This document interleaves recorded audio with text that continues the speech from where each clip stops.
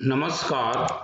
हमारी आज की वीडियो का विषय है महाकवि भास द्वारा रचित मध्यम व्यायोग के गद्य भाग से संबंधित कुछ सूक्तियों की सप्रसंग व्याख्या।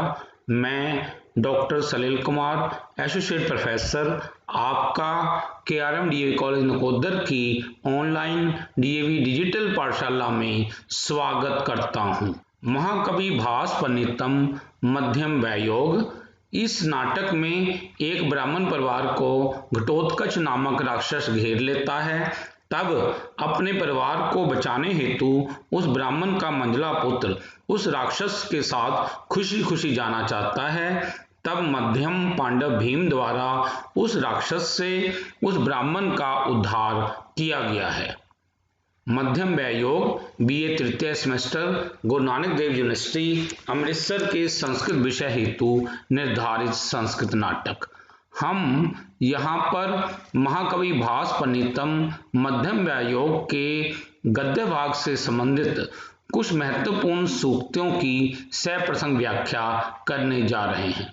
जैसे सूक्तियां हैं: निर्वेग प्रयर्थनी खलु प्रार्थना, पति मात धर्मनि पतिव्रता इति नाम, पितरो अनिष्ट कस्य इदानीं प्रिय, सर्वा प्रजा क्षत्रिया नाम पुत्र शब्देन अभिधीयन्ते, बांग मात्रेन मानुषो न वीर्येन, जात्या राक्षसी न सम उत आचारेण, अयम स धातरास बंधवाग्नि पुत अपेक्षिणी खलु पितरी हद्यानि, रक्षितम अस्मत् कुलम सब कुलम उद्घृतम च, कृतम आतिथेयम अनेन जीवित प्रदानेन। हम इन सूक्तियों की यहाँ पर सप्रसंग व्याख्या करेंगे।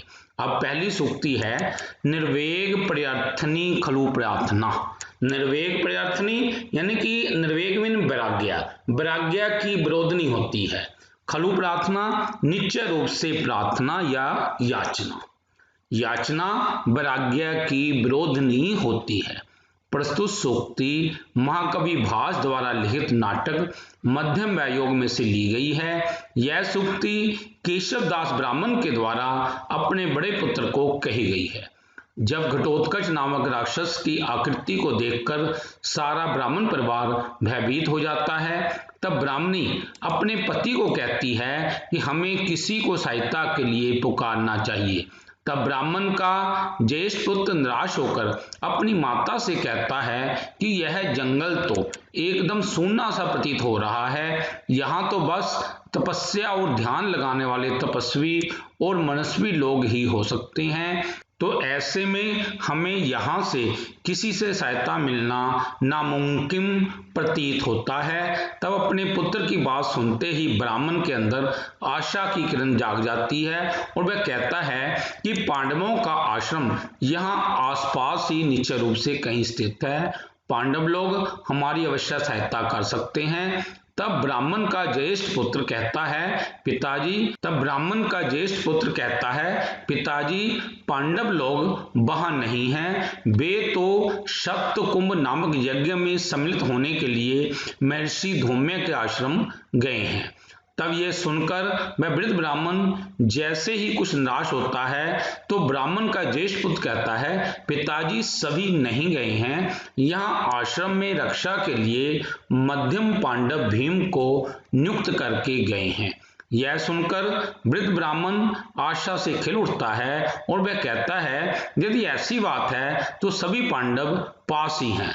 तब ज्येष्ठ पुत्र कहता है भीम इस समय व्यायाम के अभ्यास को करने के लिए कहीं दूर स्थान पर गया हुआ है, ऐसा सुना है।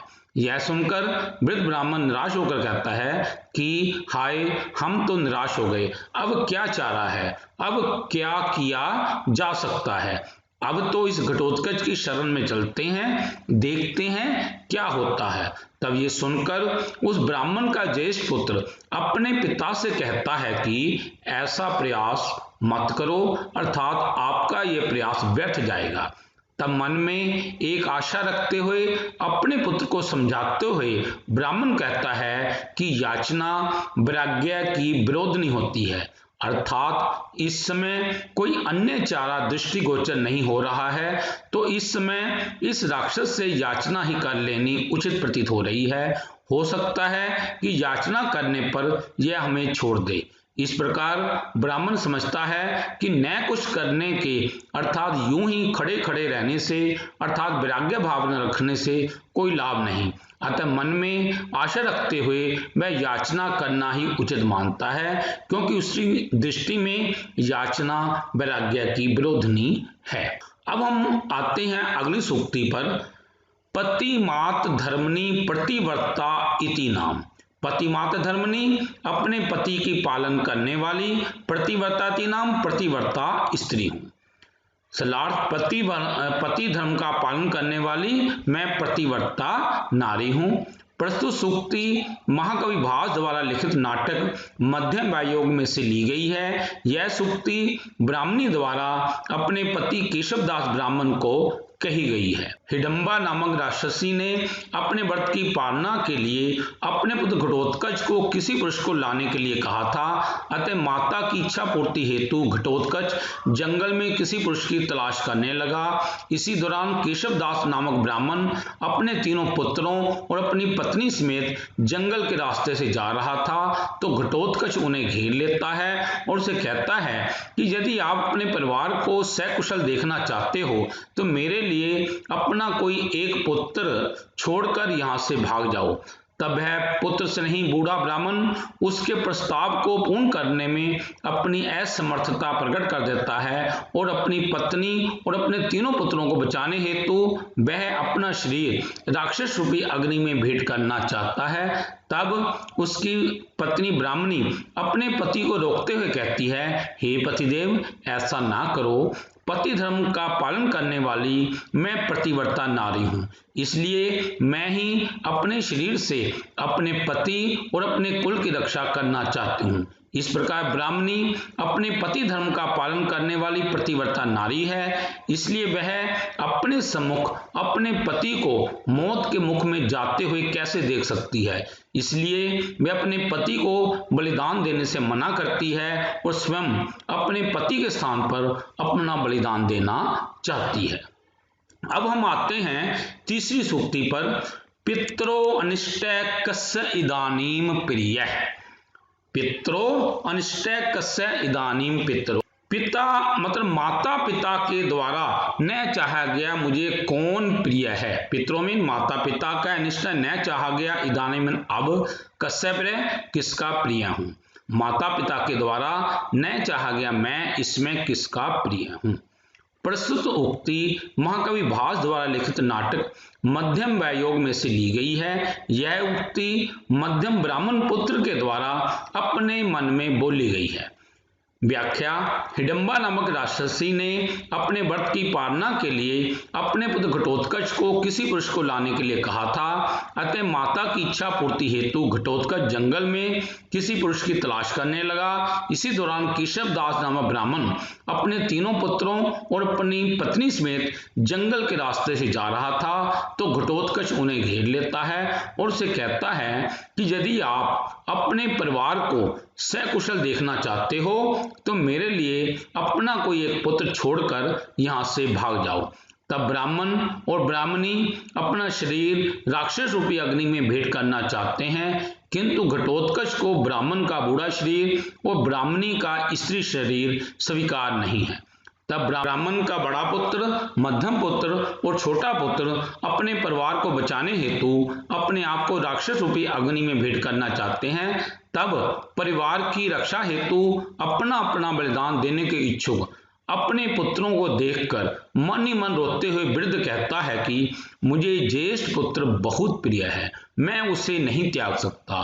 तब ये सुनकर ब्राह्मणी कहती है, मुझे कनिष्ठ पुत्र अर्थात सबसे छोटा पुत्र बहुत प्रिय है, मैं उसे नहीं त्याग सकती। तब ये सुनकर मध्यम ब्राह्मण पुत्र दिल से तड़प उठा।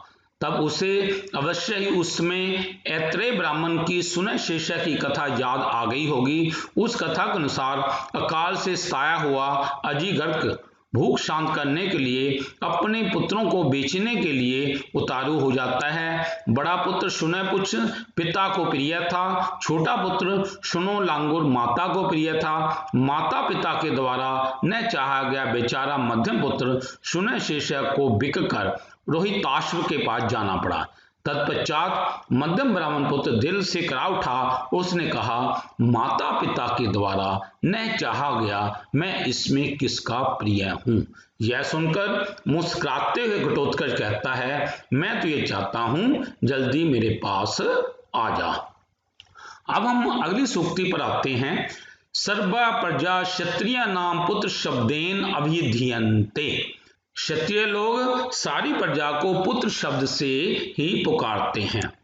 सर्वा प्रजा सारी प्रजा क्षत्रिय नाम पुत्र शब्देन अभिधीयन्ते, क्षत्रियों के द्वारा पुत्र शब्द से पुकारी जाती है। क्षत्रियों के द्वारा सारी प्रजा पुत्र शब्द से ही पुकारी जाती है।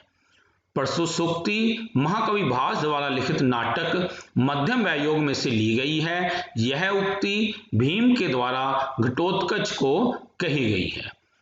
घटोत्कच व्याख्या है, घटोत्कच ने बचपन से ही अपने पिता भीम को नहीं देखा था, इसलिए वह सामने आए अपने पिता भीम को पहचान नहीं पाता और भीम द्वारा बड़े ही नम्रता पूर्वक उससे ब्राह्मण परिवार को छोड़ने का निवेदन करने पर भी वह बड़े ही स्वाभिमान पूर्वक और बिना किसी डर से भीम से स्पष्ट कह देता है कि यदि उसके पिता भी आकर उसे कह दें कि इस ब्राह्मण को छोड़ दो तो भी यह ब्राह्मण नहीं छोड़ा जाएगा, क्योंकि यह ब्राह्मण तपस्वी माता की आज्ञा से पकड़ा गया है। तदुपरांत वह भीम को बताता है कि वह हिडंबा नामक राक्षसी और मध्यम पांडव भीम का पुत्र है। यह सुनकर भीम प्रसन्नचित्त तो होता है, किंतु वह घटोत्कच को अपना परिचय नहीं देता और उसके मन में विचार उठता है कि यह मेरा पुत्र लोगों के प्रति करुणा से रहित होकर इस प्रकार का अनुचित आचरण क्यों कर रहा है। तब यह सब जानने के लिए भीम ब्राह्मण के मध्यम पुत्र के बदले उस घटोत्कच के साथ जाने को तैयार हो जाता है और घटोत्कच के बल और पराक्रम की परीक्षा भी लेना चाहता है। इसलिए उसके साथ जाने से पूर्व उसे उकसाते हुए उससे विभिन्न प्रकार की बातें करता है। बातों बातों में उसे पुत्र शब्द से संबोधित भी कर देता है। भीम द्वारा घटोत्कच को पुत्र शब्द से पुकारना उसके प्रति वात्सल्य प्रेम की बहती धारा हो सकती है, किंतु जब घटोत्कच उसे कहता है कि आपने मुझे पुत्र क्यों कहा है, तो वह अपने अंदर बह रहे वात्सल्य प्रेम पर संयम रखते हुए अपने भावों को छिपाते हुए और वास्तविक कारण न बताते हुए वह घटोत्कच से कह देता है कि क्षत्रियों के द्वारा सारी प्रजा पुत्र शब्द से ही पुकारी जाती है, अर्थात क्षत्रिय जन सामान्य को पुत्र कहकर संबोधित किया करते हैं। इसलिए क्षत्रिय होने के कारण मैंने तुम्हें अपना मानते हुए पुत्र शब्द से संबोधित किया है। अब हम आते हैं अगली सूक्ति पर। बांग मात्रेन मनुष्यो न वीर्येन, वाणी से तो ये मनुष्य प्रतीत होता है, न वीर्येन लेकिन यह शक्ति से नहीं। बांग मात्रेन वाणी से मनुष्य है, न वीर्येन शक्ति से नहीं। वाणी से तो ये मनुष्य है किंतु पराक्रम या शक्ति से नहीं।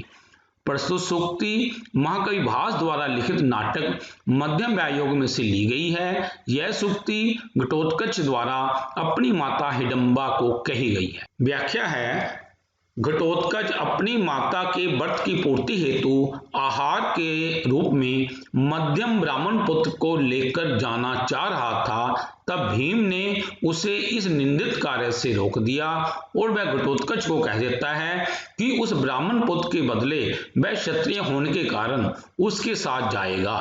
तदुपरांत वह उसे यह भी कहता है कि यदि तुम में ताकत है तो मुझे भयभीत करके दिखाओ। इस प्रकार की अनेक बातें करके वह घटोत्कच को उत्तेजित करता है।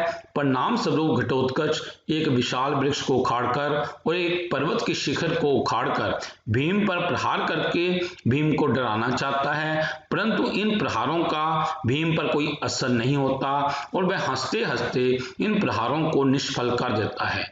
मल्लयुद्ध में घटोत्कच भीम को अपने बाजू पास में बांधने का प्रयास करता है, किंतु भीम बड़ी आसानी से अपने आप को उस बाहुपाश से छुड़ा लेता है तत्पश्चात घटोत्कच भीम को मायापाश में बांध लेता है, किंतु भीम उस मायापाश से भी मुक्त हो जाता है। इसके बाद घटोत्कच के द्वारा बड़े आदर पूर्वक निवेदन किए जाने पर वह उसके साथ जाने को तैयार हो जाता है। अतः घटोत्कच समझ चुका है कि जिसके साथ उसने युद्ध किया है उसके बल और पराक्रम का कोई मुकाबला नहीं कर सकता। वास्तव में उसे नहीं पता कि यह उसका पिता भीम है, क्योंकि उसने अपने बचपन से उन्हें कभी नहीं देखा था। तत्पश्चात भीम धीरे धीरे मस्ती से अर्थात विलासपूर्वक बिना किसी डर से घटोत्कच के पीछे चलता हुआ हिडिंबा के आश्रम पहुंच जाता है। वहां आश्रम पहुंचकर घटोत्कच अपनी माता हिडिंबा को सूचना देता है कि बहुत देर से जिसकी आप इच्छा कर रही थी, आपके भोजन के लिए एक मनुष्य को ले आया हूं। तब उसकी माता पूछती है, कैसे मनुष्य को लाए हो? तो वह बताता है, वाणी से तो मनुष्य है किंतु पराक्रम से नहीं, अर्थात बातचीत से तो वह साधारण मनुष्य ही प्रतीत होता है, किंतु यदि उसके बल और पराक्रम को देखा जाए तो वह असाधारण मनुष्य प्रतीत होता है। अब हम आते हैं अगली सूक्ति पर। जात्या राक्षसी न सम उत आचारेन, अर्थात जाति से तो आप राक्षसी हो लेकिन अपने अच्छे आचरण से नहीं। जात्या मीन जाति से, राक्षसी राक्षसी है, न मीन नहीं, सम उत आचारेन अच्छे आचरण से। जाति से तो राक्षसी हो, अच्छे आचरण से नहीं। प्रस्तुत सूक्ति महाकवि भास द्वारा लिखित नाटक मध्यम योग में से ली गई है। यह सूक्ति भीम के द्वारा अपनी पत्नी हिडिंबा को कही गई है। व्याख्या है, हिडिंबा के आश्रम में जब भीम घटोत्कच के साथ पहुंचता है तो हिडिंबा को देखकर वह कहता है कि हम लोगों के राज्य भ्रष्ट हो जाने पर, अर्थात दुर्योधन द्वारा राज्य धोखे से हड़प लिए जाने पर घने वन में घूमते हुए हमने बहुत संताप और बहुत कष्ट भोगे हैं, किंतु इस समय तुझे देखकर हे करुणा करने वाली हमारे सारे संताप और कष्ट दूर हो गए हैं। अर्थात मन में एक अलौकिक सी प्रसन्नता है, किंतु तुमने अपने व्रत की पालना के लिए किसी मनुष्य को खाने की इच्छा घटोत्कच के आगे क्यों रखी? तब हिडिंबा इसका उत्तर कान में देती है। वह रहस्य समझाते हुए कहती है कि उसे पता चल गया था कि पांडव वनवास में हैं और यहीं कहीं किसी आश्रम में रह रहे हैं। वह अपने प्राणनाथ भीम के दर्शन करना चाहती थी, इसलिए उसने घटोत्कच को अपने व्रत की पालना के लिए किसी मनुष्य को लाने की योजना बनाई। वह जानती थी कि उसके पति भीम बलि हेतु घटोत्कच के द्वारा लाए गए किसी भी मनुष्य की रक्षा अवश्य करेंगे। यह सुनकर भीम हिडिंबा से कहता है कि तुम जाति से तो राक्षसी हो, अच्छे आचरण से नहीं। यहाँ भीम के कहने का भाव यही है कि हिडिंबा यद्यपि जन्म से राक्षसी है, तथापि उसका आचरण और स्वभाव राक्षसों जैसा नहीं है। भीम को उसके आचरण के विषय में कोई संदेह नहीं है, क्योंकि भीम को स्मरण है कि लाक्षागृह से निकलकर भटक रहे पांडवों की सेवा हिडिंबा नहीं की थी, उसमें वह राक्षसी के रूप में देवी सिद्ध हुई थी। अब हम आते हैं अगली सूक्ति पर। अयम स धातराष्ट्र बंधवाग्नि, यह तो धृतराष्ट्र के पुत्र रूपी जंगल के लिए बनाग्नि है। अयम माने यह, सामिन वह, धातराष्ट्र बंधवाग्नि धृतराष्ट्र के पुत्र रूपी जंगल के लिए वन की आग। दवाग्नि मीन वन की आग, धातराष्ट्र मीन धृतराष्ट्र के पुत्र। यह तो धृतराष्ट्र के पुत्र रूपी जंगल के लिए वह वनाग्नि है। प्रसंग है, प्रस्तुत सूक्ति महाकवि भास द्वारा लिखित नाटक मध्यम योग में से ली गई है। यह सूक्ति भीम के द्वारा अपने पुत्र घटोत्कच के प्रति अपने मन में कही गई है। व्याख्या है, भीम अपने पुत्र घटोत्कच के बल और पराक्रम की परीक्षा लेने की इच्छा से उसे उत्तेजित करते हुए कहता है कि यदि तुम में ताकत है तो मुझे भयभीत करके दिखाओ। इस प्रकार की अनेक बातें करता है। परिणाम स्वरूप घटोत्कच एक विशाल वृक्ष को उखाड़कर और एक पर्वत के शिखर को उखाड़कर भीम पर प्रहार करता है। यद्यपि भीम के बलिष्ठ शरीर पर इन प्रहारों का कोई असर नहीं होता है और वह हंसते हंसते इन प्रहारों को निष्फल कर देता है। मल्ल युद्ध में घटोत्कच भीम को अपने बाजू पास में बांध लेता है। यद्यपि भीम तुरंत उस पास से अपने आप को मुक्त कर लेता है। तत्पश्चात घटोत्कच भीम को माया पास में बांध लेता है। यद्यपि भीम उस माया पास से भी अपने आप को मुक्त कर लेता है।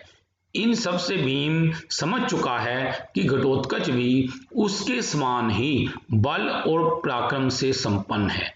यहाँ भीम द्वारा अपने पुत्र को निरुत्साहित करना नहीं, अपितु वह चाहता था कि घटोत्कच अपने सामने वाले शत्रु को कम न आंके युद्ध में सोच समझकर ही अपने शत्रु का मुकाबला करे।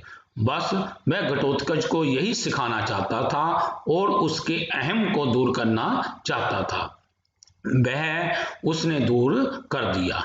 तत्पश्चात हिडम्बा के कहने पर जब घटोत्कच भीम से क्षमा मांगते हुए कहता है कि धृतराष्ट्र के पुत्र भी जंगल की आग के समान मैं आपसे क्षमा मांगता हूँ, तब भीम उसे क्षमा करके अपने गले लगा लेता है और अपने मन ही मन कहता है कि यह घटोत्कच तो वास्तव में ही धृतराष्ट्र के पुत्र रूपी जंगल के लिए वनाग्नि है। अर्थात भीम को अनुमान है कि कौरवों के साथ होने वाले अति भयंकर युद्ध में घटोत्कच की महत्वपूर्ण भूमिका हो सकती है और कौरवों की सेना पर यह अकेला ही बहुत भारी पड़ सकता है। यह अकेला ही कौरवों की सेना को नष्ट करने की समर्थता रखता है। अब हम आते हैं अगली सूक्ति पर। पुत्र अपेक्षिणी खलु पितृहृदयानि। पितृहृदयानि यानी कि पिताओं के हृदय। पुत्र अपेक्षिणी खलु निसंदेह पुत्रों के लिए उत्सुक रहते हैं। अर्थात पिता द्वारा पुत्रों की शरारतों को निसंदेह नजरअंदाज कर दिया जाता है। पिताओं के हृदय पुत्रों के लिए उत्सुक रहते हैं, अर्थात पिता द्वारा पुत्रों की शरारतों को निसंदेह नजरअंदाज कर दिया जाता है। प्रस्तुत सूक्ति महाकवि भास द्वारा लिखित नाटक मध्यम व्यायोग में से ली गई है। यह सूक्ति भीम के द्वारा अपने पुत्र घटोत्कच को कही गई है। व्याख्या है, घटोत्कच अपनी माता के व्रत की पूर्ति हेतु आहार के रूप में मध्यम ब्राह्मण पुत्र को लेकर जाना चाह रहा था। तब भीम ने उसे बहुत ही प्यार से समझाया कि इस ब्राह्मण को छोड़ दो, किंतु अहंकारवश उसने उस ब्राह्मण बालक को छोड़ने से मना कर दिया और स्पष्ट रूप से उसने उन्हें कहा कि यदि उसके पिता भीम भी उसे कहें कि इस ब्राह्मण को छोड़ दो तो भी यह नहीं छोड़ा जाएगा, क्योंकि मैंने इसे अपनी माता की आज्ञा से पकड़ा है। तो उस ब्राह्मण पुत्र के बदले भीम स्वयं उस घटोत्कच के साथ जाने को तैयार हो जाता है। वास्तव में घटोत्कच अपने पिता भीम को पहचान नहीं पाया था, क्योंकि उसने बचपन से ही अपने पिता भीम को देखा नहीं था, केवल अपनी माता से उनका नाम ही सुन रखा था। बातचीत के दौरान भीम ने उसे पहचान तो लिया, किंतु उसने घटोत्कच को अपना परिचय नहीं दिया, अपितु इतना ही बताया कि वह एक क्षत्रिय है। तत्पश्चात घटोत्कच के अहंकार को दूर करने हेतु और उसके बल और पराक्रम की परीक्षा लेने हेतु भीम ने उसे कुछ उत्तेजित बातें कहीं, जिसके परिणाम स्वरूप उसने भीम पर एक विशाल वृक्ष से प्रहार किया, एक पर्वत की चोटी से प्रहार किया, अपने बाजूपाश से और अपने मायापाश से बांधने का प्रयास किया, किंतु भीम ने उसके सभी प्रयासों को विफल कर दिया। इस प्रकार भीम ने उसके अहम को दूर कर दिया। तत्पश्चात घटोत्कच के द्वारा स्नेहपूर्वक भीम से प्रार्थना करने पर ही भीम उसके साथ हिडम्बा के आश्रम पहुंचा। तत्पश्चात जब हिडम्बा उसे बताती है कि जिसे तुम लाए हो वह तो तुम्हारे पिता भीम हैं, यह सुनकर घटोत्कच को बहुत ही शर्मिंदगी होती है और घटोत्कच के कहने पर जब घटोत्कच भीम से क्षमा मांगते हुए कहता है कि धृतराष्ट्र के पुत्र रूपी जंगल की आग के समान मैं आपसे क्षमा मांगता हूँ, तब भीम उसे क्षमा करके अपने गले लगा लेता है और उसे कहता है कि तुम्हारे द्वारा जो मर्यादा का उल्लंघन किया गया था उसे मेरे द्वारा क्षमा कर दिया गया है। पिताओं के हृदय पुत्रों के लिए उत्सुक रहते हैं, अर्थात पिता द्वारा पुत्रों की शरारतों को निसंदेह नजरअंदाज कर दिया जाता है। पिता का हृदय बहुत विशाल होता है, वह तो हमेशा अपने पुत्र की उन्नति व समृद्धि की ही कामना चाहता है और उसका पुत्र उससे भी ज्यादा बलवान और पराक्रमशाली बने, यही पिता की इच्छा रहती है। अब हम आते हैं अगली सूक्ति पर। रक्षितम अस्मत् कुलम सब कुलम उद्धृतम च। आपने हमारे कुल की रक्षा की है और अपने कुल का उद्धार किया है। सलार्थ, वास्तव में आपके द्वारा हमारा वंश बचा लिया गया है और आपके द्वारा अपने वंश का उद्धार किया गया है।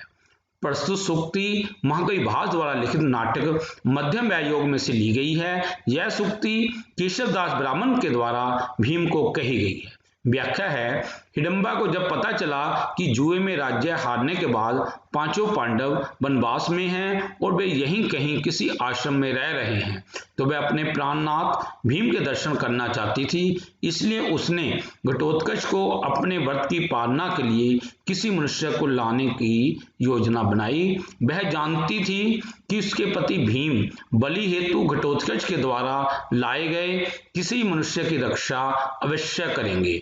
हुआ भी यही। घटोत्कच उसी वन में किसी केशवदास नामक ब्राह्मण और उसके परिवार को घेर लेता है और उसे मजबूर करता है कि वह उसके लिए अपना पुत्र छोड़कर भाग जाए, अन्यथा वह उसका सारा परिवार नष्ट कर देगा।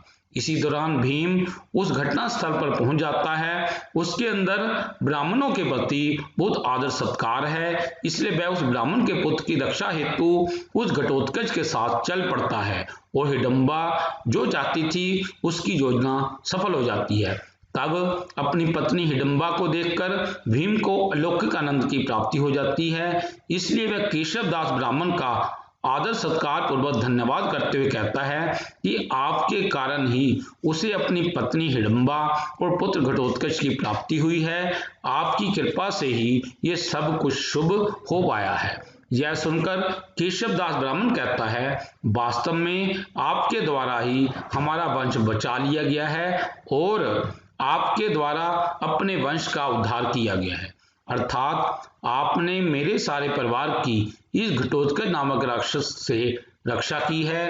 आपको आपके पराक्रमशाली व बलवान पुत्र घटोत्कच की प्राप्ति हुई है। जो कुछ अहंकार उसके अंदर पनप रहा था, आपने उसे दूर कर दिया है।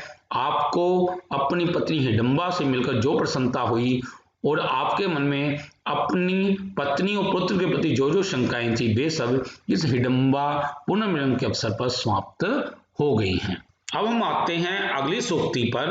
कृतम आतिथ्यम अनेन जीवित प्रदानेन। कृतम आतिथ्यम, अतिथि सत्कार हो गया है।